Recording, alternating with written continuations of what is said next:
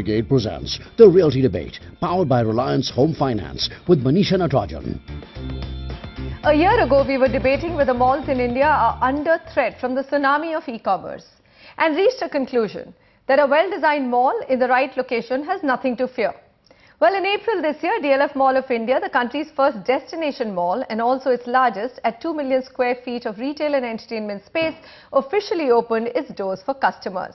And so far, customers tell me, including my entire team which is directing this show, that the experience that they've had in this mall has been delightful. Now, this was the 6th shopping mall in DLF's portfolio of retail assets. What's surprising though is that while adding a new mall, DLF is simultaneously also selling another one at Saket. So in today's Realty Debate, we are going to get our panelists to identify the key trends in India's retail real estate and tell us how they fit this story into the big unlocking of value through the REIT story. My panel, Raj Menda, Corporate Chairman RMZ Corp, he continues to stay with us. Pushpa Bector, Senior Vice President, Head Leasing and Mall Management, DLF Mall of India, who should be smiling more. I've just said that the experience has been so good of anybody who's visited that mall. That's great. Aman Faqih, CEO Malls Ranwal Group, also joins us from Mumbai. He's already smiling. I'm sure his footfalls in his malls are great. Joe Verghese, Managing Director, Colliers International. Colliers International has come out with a very comprehensive retail malls and retail space report, which was actually the basis of all our discussion that we did last year. And we will carry on with some points this discussion as well. And of course, Harminder Sani, Founder and Managing Director of Wazir Advisors. We cannot do a retail space discussion without Harminder joining it. I think 4th year, Harminder, every year we do it definitely once and you're part of it. Right. Okay, ladies and gentlemen, thank you very much for joining me. Sir Pushpa, from your point of view, how has it been going so far? Would you meet that rental estimate of 250 crores?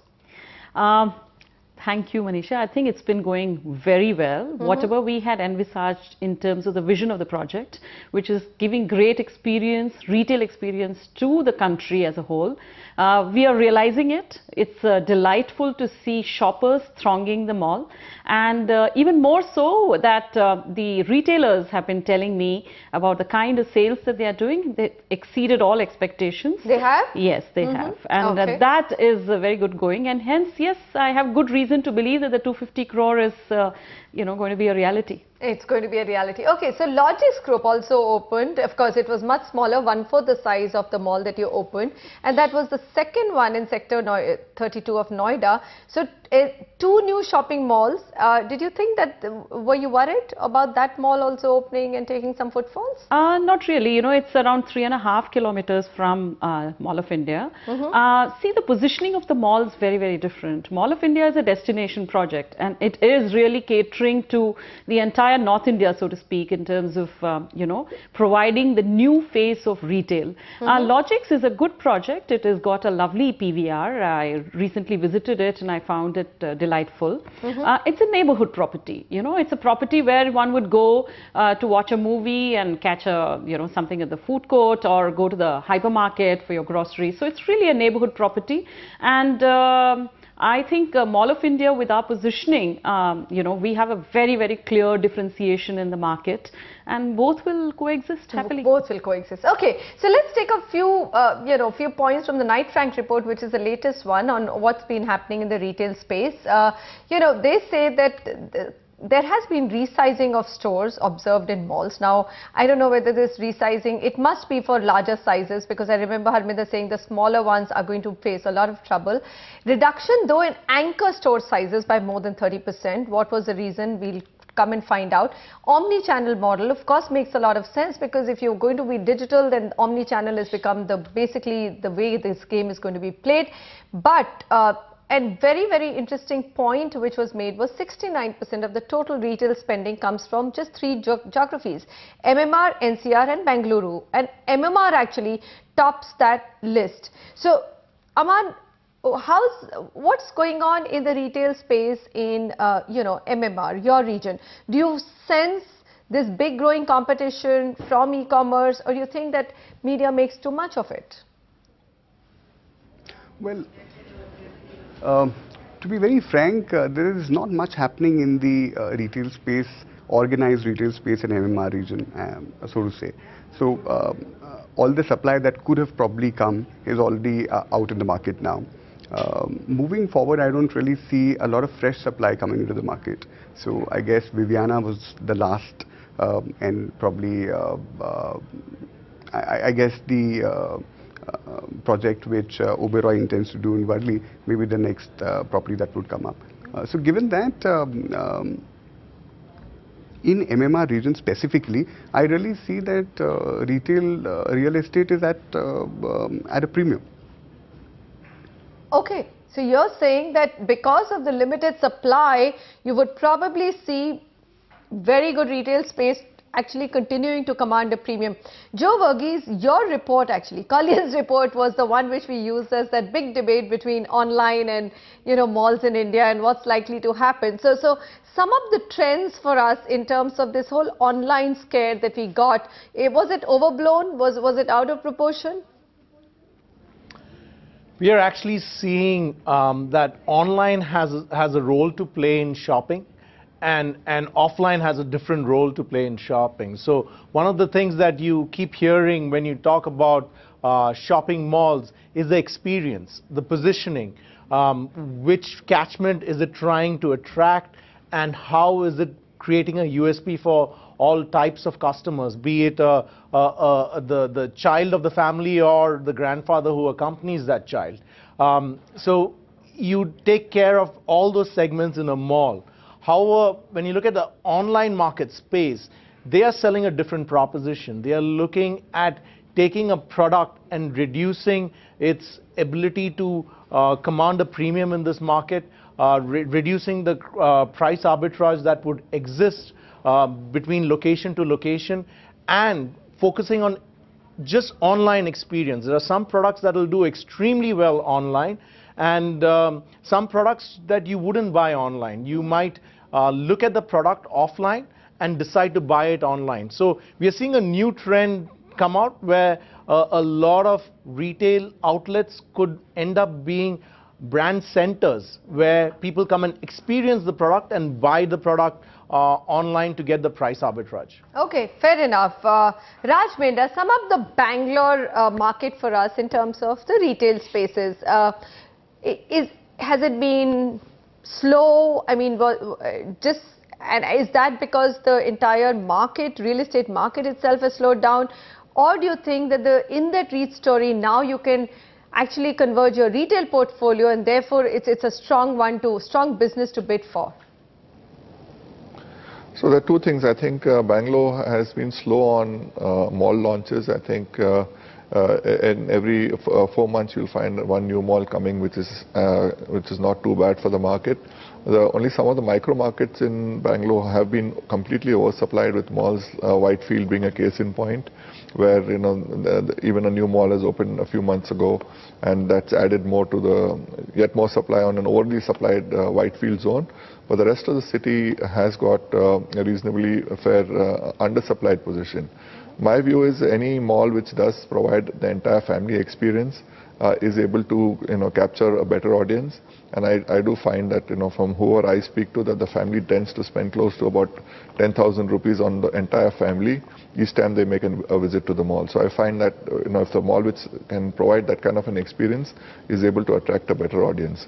Now, having said that, the reason why malls are not preferred compared to an office portfolio simply is that the cash flow on an office which is currently depending on a large Fortune 500 multinationals with companies like ours is more stable and more reliable to depend on the cash flows from them, versus in malls there are two types of cash flows. One is from medium to small size retailers who are there, and also the top line share, which sometimes can be very erratic to rely on. So when it comes to monetizing that cash flow, there is a serious challenge of understanding how the cash flow from a mall can be monetized.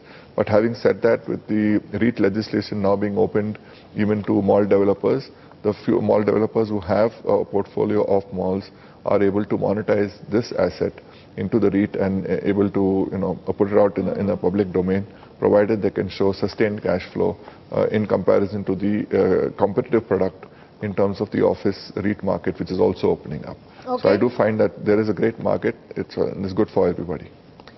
Good for everybody, Harminder. I mean, do you really think that the entire retail portfolio, the retail, the feeling I was getting is that less and less developers actually want to get into the mall market anymore. So many of them have burned their fingers. And my question to you is that will REITs change that? See, I would say jury is still out whether it will change or not, because REIT as a structure, it's not only going to get applied to malls, it will get applied to all other real estate infrastructure as well. So whether it's the residential or rental income or the commercial spaces, so it will get applied to that. And so we need to wait to look at that very, very carefully, that how it plays out, how people get their returns. Retail real estate in any case will always remain one of the least preferred investments for a real estate player. So even under the REIT, it should be following the same I would say benchmarks in terms of their return. They will expect much, whatever returns they will be getting from commercial or residential, they will get lesser from They will retail. get lesser?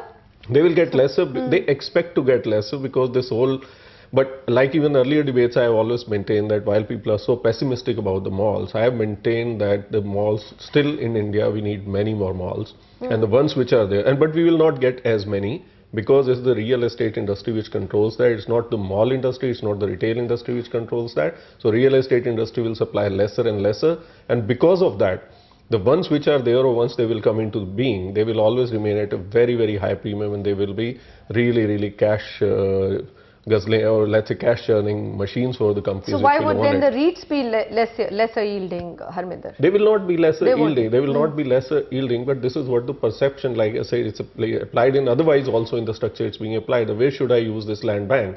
Where should I put up a building, and what should I do with it? So they go for the commercial, they go for residential, and then probably some other things. So retail and mall space is literally last in the list. In the list. That's how it Joe seems. Verghese, is that or let me ask Aman this question. Aman, is that the way you would look at the market going forward? I mean, if you had parcels of land, would Ranwal Group look at malls really as the last option in their portfolio to develop?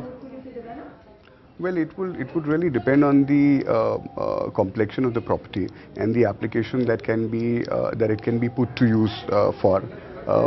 Just by saying that there is a land parcel available, and whether I wish to put it for retail, residential or commercial for that matter, may not fly. So obviously, if there's a land parcel that we have, which so let me phrase the question differently. I get your point, and I think it was not a very fair question to ask. Obviously, land parcel that you own would decide whether a mall is required there or not required there. Let me ask you a question differently. I mean, historically, now that you have different portfolios of business within the Ranwal Group, has there been some disappointment with the retail and mall portfolio? Well, it depends in a sense that we've got several properties with us. Depends, Aman. This has to be a yes or a no answer. Well, I mean, it's a mixed bag really. So we've got one property which is our city, which is doing exceedingly well. And if I were to do more properties such as that, I'm sure the returns are going to be really exciting. So if the answer to the question is keeping that particular property in mind and the kind of success that we've seen with it, the answer would be yes. But had it been, let's say, a couple of other properties that we have, probably I'd need to think a little more before I would say yes or no to them. Okay. So now let me come to all our panelists identifying some of the key trends that they see going forward. Joe Verghese, you have a situation where I have family here from the US, and they're talking about how Amazon is completely changing the way American retail or changing the landscape of American retail. You're every day from JCPenney to Macy's, they're going under trouble.